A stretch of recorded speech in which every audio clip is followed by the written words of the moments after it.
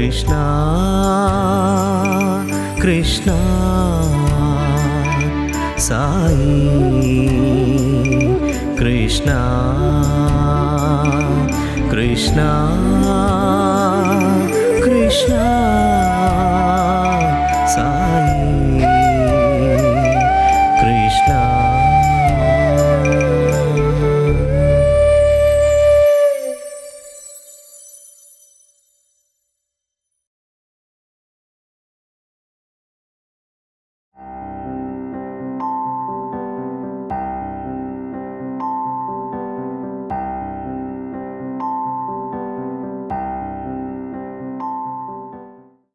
అరవై తొమ్మిదిలో school final exam ఇస్తున్నాం ఇవ్వాలి. మరలా మా గ్రాండ్ మదరు బృందాన్ని వెళ్ళారు. బృందాన్ని వెళ్తే వాళ్ళకి ఇంటిని పిలిచి తరచూ నన్ను గురించి మా అమ్మగారినో మా అమ్మగారినో ఇలా నేను కనిపించకపోతే వాళ్ళని అడుగుతుండేవారు, ఎలాగ ఉన్నాడు, ఏం చదువుతున్నాడని. మిమ్మల్ని ఏమని పిలిచేవారు సార్ స్వామి? రామకృష్ణ అనేవారు. దగ్గరగా ఉంటుంటే ఏ అని ఉంటుండేవారు, లేకుంటే రామకృష్ణ అంటుండేవారు. ఆడు ఏం చేస్తున్నాడు, ఎలాగున్నాడు అని అడిగారట. స్వామి ఈ సంవత్సరం స్కూల్ అయిపోతుంది అని అంటే, ఇక్కడ చదువుకుంటాడులే, స్కూల్ అయిపోతే బుక్క బట్టలు అయిపోతే ఇక్కడ చదువుకుంటాడు అన్నారట. నాకు వచ్చి చెప్పారు, పుట్టపర్తి వచ్చి చెప్పారు, అరే స్వామి నీ గురించి అడిగారు, బృందాలనే చదువుకుంటాడు అన్నారు అని నాకు చెప్పారు. నాకు రెండు సంవత్సరాల ముందే నుంచే బుక్కపట్నంలో అయిపోతుంది స్కూలు, ఇన్నాళ్ళు స్వామి దగ్గర ఇంత ఆనందంగా తిరిగి ఉన్నాము, స్వామిది మందిరం దగ్గరే మా ఇల్లు ఉండేది.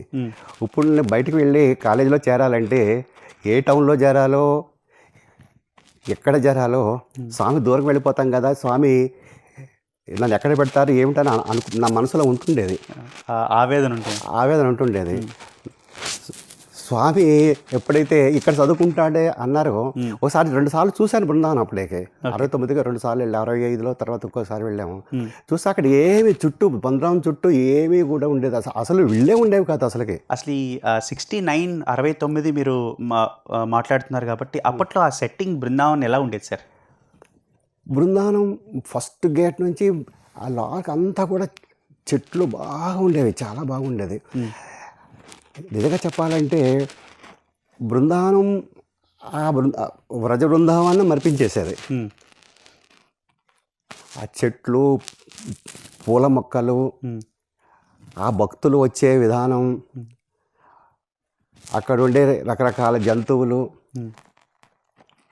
దీనికంటే మించి ఆ స్వామి, ఆ కృష్ణ మాదిరే స్వామి మందిరంలో కానీ బయట కూడా వచ్చేటప్పుడు, నడుస్తూ వచ్చేటప్పుడు ఏదో పాట పాడుకుంటూ ఎంతో ఆనందంగా ఉల్లాసంగా చాలా వయ్యారంగా తిరుగుతుండేవారు. ఇంకా భక్తులు కూడా అక్కడ ఏం దొరికేది కాదు, తెల్లవారుజామునే వచ్చి ఏదైనా కొంచెం వండి తెచ్చుకొని ఆ వందల మంది అక్కడ పెట్టుకోవడానికి ఉండడానికి ఏం లేదు, అందరూ కూడా రెస్ట్ తీసుకోవడానికి ఆ చెట్లకే ఆ తెచ్చుకున్న క్యారియర్లు, ఎందుకంటే అన్ని కోతులు అచ్చు బృందావనంలో ఉండేది. ఆ తెచ్చుకున్న క్యారియర్లు కానీ చిన్న చిన్న మూటలు కానీ ఆ చెట్లు కొమ్మలు కట్టుకునేవారు భక్తులంతా. ఇవి కాకుండా లోనకి స్వామి మందిరం పక్కకి ఆవులు అన్నీ ఉండేవి. ఆవులు, తర్వాత ఒక పక్కకి జింకలు, అన్ని రకాల జంతువులు ఉండేవి. మరి ఇవన్నీ కూడా బృందావన్ సెటప్గా కనిపిస్తాయి. కానీ ముఖ్యంగా మనకు అసలు నిజంగా చెప్పాలంటే ఆయన ప్రేమ, స్వామి ఆ మందిరంలో లోన కానీ బయట కానీ భక్తుల మధ్య కానీ ఆ నడయాడే ఆ విధం, ఆయన పలకరించే విధం చూస్తే నిజంగా. తర్వాత కాలేజీ మొదలైన తర్వాత ఆయన ప్రతి నిమిషం కూడా కృష్ణుడి గురించే చెప్తున్నాడు అనిపించింది. కృష్ణుడు అడ్డం పెట్టుకొని ఆ కథ అంతా కూడా తన గురించే చెప్తున్నారు అనిపించింది నాకైతే. మరి 69లో మీకు సీట్ ఇస్తాను అని, ఇక్కడే చదువు అని చెప్పారు కదా స్వామి మీ అమ్మగారితో, అప్పుడు మీ ఆలోచనలు ఎలా ఉన్నాయి? అంటే ఇక్కడే చదువుతున్నారని మా అమ్మగారితో అన్నాను, బృందావనంలో ఏం లేదే, కాలేజీ ఏం లేదు, ఎక్కడ చదవాలి, నన్ను బెంగళూరు పంపించేస్తారేమో, నేను చాలా కష్టం నాకు అక్కడ. అప్పుడు మా అమ్మగారు అన్నారు, ఆయన ఇక్కడ చదువుతారని చెప్పారు, నీకు కష్టం లేకుండా అన్నీ ఆయన చూసుకునేది ఆయన దేవుడు, ఆయన ఉన్నాడు, నువ్వు ఊరికే ఉండు, ఆయన స్వామి ఒకసారి ఆయన అన్న తర్వాత అన్నీ అనుకూలంగానే చేస్తారు అన్నారు. తర్వాత సరే నేను మామూలుగా ఇంకా మెల్లింగా మైండ్లో బెంగళూరు వెళ్ళి చదువుకోవాలేమో, ఎలా వెళ్ళాలి అనుకొని కొంచెం మైండ్ సెట్ చేసుకుంటున్నాను. తర్వాత పరీక్షలు వస్తున్నాయి. పరీక్షలు వచ్చిన తర్వాత స్వామి మరి నువ్వంటే స్వామికి చాలా అంత ప్రేమగా ఉంటారు, నువ్వు వెళ్ళి పరీక్ష ముందు ఏ చిన్న పని చేసినప్పుడు పుట్టపర్తిలో చాలామంది ప్రతి చిన్న పనికి కూడా స్వామి దగ్గరికి వెళ్ళి నమస్కారం చేసుకునేవారు. కాబట్టి బృందాన్ని వెళ్ళి పరీక్ష ముందు నమస్కారం చేసుకోవాలి అని చెప్పారు మా అమ్మగారు. కానీ నాకు అప్పుడు బృందాన్ని వెళ్ళడానికి ఏదో ఎక్కడ బొంబాయి వెళ్ళినట్టు ఉండేది. ఒకటే ఒక బస్సు ముందు రోజే ట్రైన్లో బెంగళూరు వెళ్ళి ఆ బెంగళూరులో దిగిన తర్వాత ఆ బెంగళూరు బృందావనం తెలిసిన ఒక ఆయన, ప్రెస్లో పనిచేసే ఒక ఆయన ఉన్నాడు. ఆయన అడిగితే, బాబు ఎలా వెళ్ళాలి, అమ్మగారేమో పట్టుబడుతున్నారు, గ్రాండ్ మదర్ పట్టుబడుతున్నారు, నేను వెళ్ళి స్వామి దగ్గర నమస్కారం చేసుకోవాలి చెప్పాలంటున్నారు, ఎలా వెళ్ళాలి నాకు తెలియదు అంటే, ఏం పర్లేదు. అప్పుడు బృందావనం పెద్ద ఈ బెంగళూరు సిటీ ఎక్కువ జనం ఉండేవారు కాదు. ఇలా ఇక్కడ దిగు, ఇక్కడ వెళ్ళు అని కొన్ని గుర్తులు చూపించారు. ఆ గుర్తులు బట్టి రెండో రోజు పొద్దున్న 10 గంటలకు బృందావనం వెళ్ళాను. ఇంకేం తీసుకెళ్ళలేదు, ఎందుకంటే ఒక ఊరికి ఆ రోజు మార్నింగ్ స్నానం చేయడానికి అక్కడ గెస్ట్ హౌస్ ఉంటే స్టేషన్ పక్కనే స్నానం చేసేసి ఒక చిన్న హ్యాండ్ బ్యాగ్తో వెళ్ళాను. వెళ్ళేసరికి అప్పుడే స్వామి లోనికి దర్శనం ఇచ్చి 10:10 అయిపోయింది. దర్శనం ఇచ్చి సాయిరామ్ షెడ్ ప్రాంతంలో లోనికి వెళ్ళిపోతున్నారు. ఓం దేవుడా, నిన్న నుంచి బయలుదేరి వచ్చాను, ఈ నమస్కారం చేసి కూడా దొరకకపోతే ఇప్పుడు ఏం చేయాలనుకుంటున్నాను. వెళ్తూ స్వామి గేటు దాటి వెనక్కి తిరిగి అరే వచ్చావా అని వచ్చి మళ్ళీ వెనక్కి తిరిగి పట్టటగా వచ్చేసారు. వచ్చేసరికి ఏమిటో ఇలాగ వచ్చేసావు అన్న. స్వామి రేపు పరీక్షలు స్వామి, ఎల్లుండి నుంచి నమస్కారం చేసుకోవడానికి వచ్చాను స్వామి అన్న. చేసుకోమన్నారు. చేసుకొని అని, ఎందుకంటే దర్శనం తర్వాత వెళ్ళిపోతున్నారు కదా, ఎక్కువ సేపు ఉంటే అందరు అడ్డుపడతారు, లోనికి వెళ్ళిపోతున్నారు. సరే అనుకున్నా, సరే బాగా అయింది, నమస్కారం దొరికింది, సరే ఇంక వెళ్ళొచ్చు అనుకుంటున్నాను. వెనక్కి వెళ్ళిపోతుంది. కాసేపు అయిన తర్వాత ఆ బృందావనంలో ఇన్ఛార్జి రామబ్రహ్మం గారిని ఒక ఆయన ఉండేవారు. చాలా మంచి ఆయన, చాలా భక్తులతో కానీ, మా తర్వాత మేము కాలేజీ మొదలెట్టిన తర్వాత పిల్లలతో కానీ చాలా ప్రేమగా మాట్లాడిస్తుండేవారు. ఆయన వచ్చారు, ఏ బాబు నువ్వే నా పుట్టపంతో వచ్చావు, స్వామి నిన్ను రమ్మంటున్నారు, లోనికి రా అన్నారు. చేయబట్టుకు తీసుకెళ్ళిన తర్వాత స్వామి కూడా వచ్చి ఆ డైనింగ్ హాల్లో, అరే నువ్వు ఇంకేం తినలేదు కదా పొద్దున్న నుంచి, రా కొంచెం భోజనం చేయని ఇలాగే డైనింగ్ హాల్లో టేబుల్ దగ్గర కూర్చొని భోజనం పెట్టారు. దేవుడు ఎన్ని ఇచ్చినా కూడా మైండ్ సరిగ్గా పనిచేయదు. భోజనం చేస్తున్నప్పుడు కూడా స్వామిని కూడా చూడకుండా, భోజనం ఏం పెట్టారు చూడకుండా ఎలాగ వెళ్ళాలి తిరిగి ఆలోచిస్తున్నాను. తింటున్నప్పుడు స్వామి కూడా ఆయన హృదయవాస అన్నీ తెలుస్తాయి ఆయనకి. ముందే చూసేసి భోజనం అవుతుంది నవ్వుకుంటున్నారు లోన. నేనేం కనిపించలేదు, నా మైండ్ అంతా కూడా బస్సు ట్రైన్ ఎలా వెళ్ళాలి నమస్కారం అయితే వచ్చింది కానీ మరి తిరిగి వెళ్ళాలి. ఎందుకంటే కన్నడ కొత్త ప్రాంతం నాకు సరిగా తెలియదు, ఎలా వెళ్ళాలనుకున్నాను. సో భోజనం చేస్తూ డైనింగ్ హాల్లో స్వామి అక్కడ ఎదురకుండా కూర్చున్నారు. కానీ ఎలా వెళ్ళాలా పుట్టపర్తి అని ఆలోచిస్తూ కూర్చున్నాను. ఇంకా భోజనం అయిపోయింది. స్వామి లేచారు, రా అన్నారు. హాల్లోకి వచ్చిన తర్వాత అక్కడ ఒక ఆయన బెజవాడ కృష్ణా జిల్లా ప్రెసిడెంట్ శివరామకృష్ణ గారని అక్కడ ఉన్నారన్నమాట స్వామి భక్తులు. ఆయన చూసి, శివరామకృష్ణయ్య నువ్వు పుట్టపర్తి వెళ్తున్నావు కదా, రామకృష్ణ పుట్టపర్తి వెళ్ళాలి, ఒకడో వచ్చాడు పాపం, నీ కారులో తీసుకువెళ్ళి అన్నారు. అంటే స్వామి బృందంలో ఉన్నా కూడా ఆయన తల్లి ఈశ్వరమ్మ గారని మా ఇంటి పక్కనే ఉండేవారు. ఆవిడని చూస్తానికి ఆయన పుట్టపర్తి వెళ్ళాలనుకున్నారు కావాలి. స్వామిని అడిగారు, నువ్వు ఎలాగైనా వెళ్ళాలని అనుకుంటున్నావు కదా, వీడిని తీసుకెళ్ళి కూడా అన్నారు. అలాగా వెనక్కి వెళ్ళాను. పరీక్షలు అయిపోయాయి. మరి పరీక్షలు అయిపోయిన తర్వాత మరి స్వామి చెప్పాలి కదా. అప్పటికి ఇంకా ఆ 69 ఏప్రిల్లో మీకు పరీక్షలు అవుతున్నాయి. పరీక్షలు అవుతున్నాయి, ఇంకా అప్పటికి ఇంకా ఏం ఏమీ ఇంకా దాఖలాలు ఇంకా లేవు. ఏం లేదు, ఇంకా స్టార్ట్ కాలేదు అసలుకి, ఏం లేదు అసలుకి. ఇంకా అని స్వామి ఇంకా ప్లాన్ వేసుకుంటున్నారేమో. పరీక్షల తర్వాత వెళ్ళిన తర్వాత ఒకసారి వెళ్ళానమాట. వెళ్ళినప్పుడు అప్పుడే స్వామి మామూలుగా మాట్లాడిచ్చారు. స్వామి మాట్లాడిచ్చారు, ఇలా భోజనం పెట్టడం అన్నీ చేశారు. ఆ, నీకు ఎప్పుడు వస్తారా రిజల్ట్స్ అని అడిగారు అన్నమాట. ఎప్పుడు వస్తాయి రిజల్ట్స్ అంటే, స్వామి ఇంకొక 15 రోజులు పట్టవచ్చు అన్నారు అని చెప్పాను. చెప్పిన తర్వాత స్వామి నీకు రిజల్ట్స్ రాగానే వచ్చేసాయి, నీకు ఇక్కడ చేరుదు కానీ ఇక్కడే చేరుదు కానీ అన్నారు. నేను పక్కన చూస్తే స్వామి మందిరం పక్కనే అప్పుడే ఆ పునాదులు తవ్వేసి ఉన్నాయి, ఆ పిల్లర్స్ అన్నీ వచ్చేస్తాయి. ఇప్పుడు కళ్యాణ మండపం ఉంది, అది కళ్యాణ మండపం పాత మా కాలేజీ బిల్డింగ్ కొంచెం అది తీసేసి కొంచెం పెద్ద కట్టారు. అదే పొడుగు, కొంచెం వెడల్పు ఎక్కువ. షెడ్ కింద వేసి, పొడుగు షెడ్ కింద వేసి పార్టిషన్ చేసి క్లాస్ రూమ్స్కి చేశారనమాట. అన్నీ కూడా రూమ్స్ అన్నీ కూడా ఇంటర్ కనెక్షన్. షెడ్ మాలని పెద్ద పెద్ద గదుల కింద ఉండేవి. అప్పుడే పిల్లర్స్ వచ్చేసాయి, అన్నీ వచ్చేసాయి. సరే అంటే మీరు ఎగ్జామ్స్ రాసి వచ్చే లోపల ఇవన్నీ రెడీ అయిపోయి అన్నీ అయిపోయాయి. 15 రోజుల్లో అప్పుడే పునాదులు వేయడం, అప్పుడే పిల్లర్స్ కూడా ఒక లెవెల్కి వచ్చేసాయి. తర్వాత స్వామి అప్పుడు స్వామి బయటికి దర్శనానికి వచ్చారు. అప్పుడు మళ్ళీ west Godavari district president Bhaskar Rao garu ఉన్నారు అక్కడ. భాస్కర్రావు గారికి ఆయన చూపిస్తున్నారు. నేను ఇంకెవరు లేరు, నేను వెళ్ళినా కూడా ఏమీ అనుకునేవారు కాదు స్వామి. నేను అక్కడే దారిలోనే అక్కడ నుంచున్నాను. స్వామికి వచ్చి, ఏ రామకృష్ణ చూడు కాలేజీ ఇదే కాలేజీని, నువ్వు ఇక్కడే చదువుకుంటావురా, చూడు అప్పుడే నీకు రెడీ చేసేస్తున్నాము, ఇక్కడే చదువుకుంది కానీ రిజల్ట్స్ రాగానే వచ్చేసాయి అన్నారు.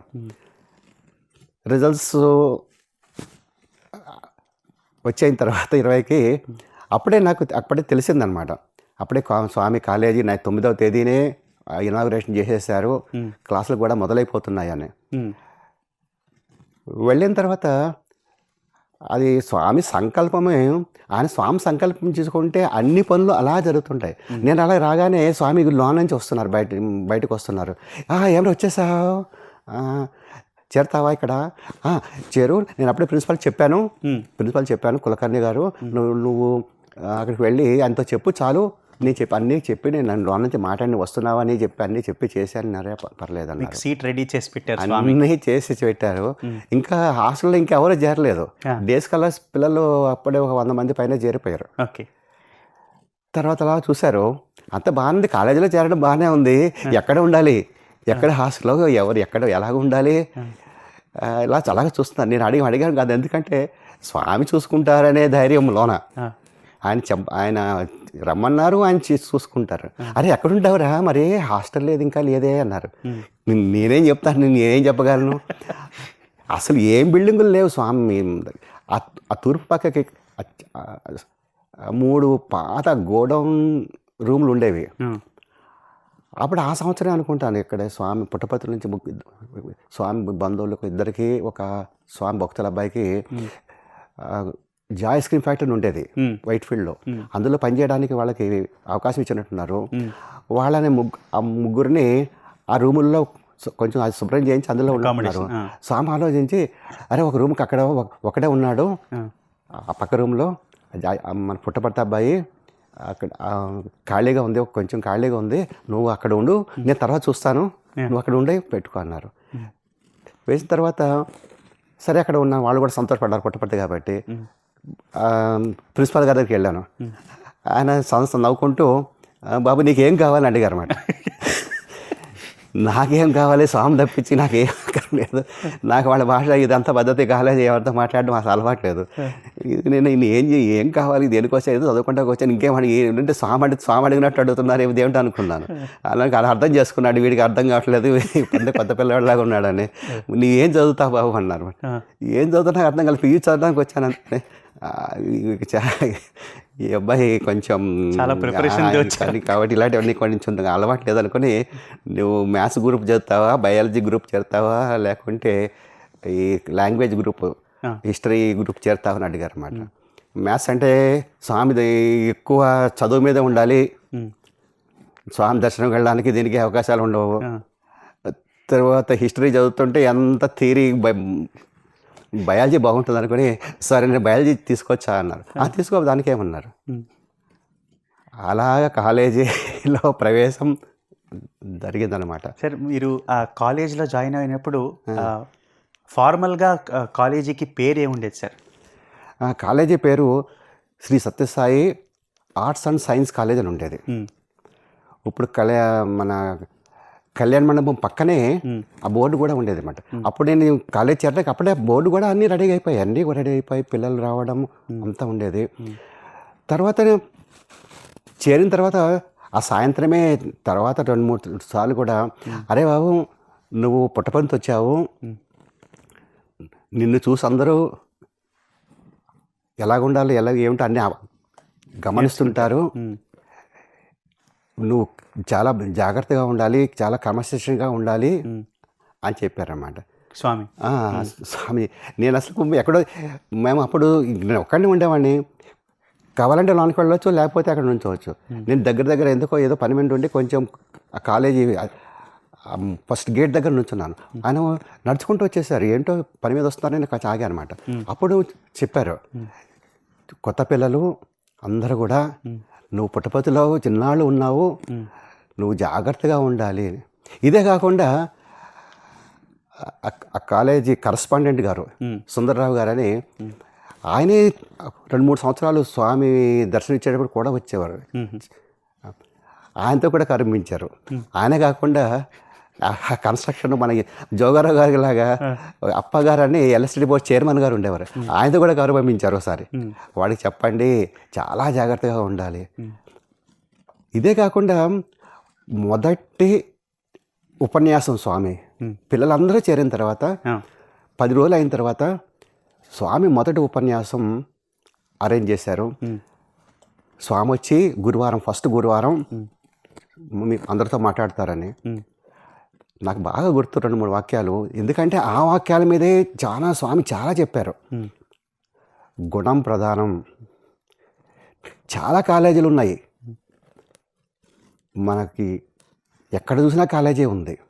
మళ్ళీ నేను ఎందుకు కాలేజీ మొదలుపెట్టాను, ఒక అందరికీ కూడా ఒక ఆదర్శంగా మిమ్మల్ని తయారు చేసి భవిష్యత్తులో అందరికీ ఆదర్శం నిరూపించాలని నేను ఇది కాలేజీ మొదలుపెట్టాను. నాకు చదువులు ముఖ్యం కాదు, గుణం ప్రధానం. ఆయన కూడా ఆ ఎండ్ ఆఫ్ ఎడ్యుకేషన్ క్యారెక్టర్ నాకు కావలసింది అదే. కృష్ణ కృష్ణ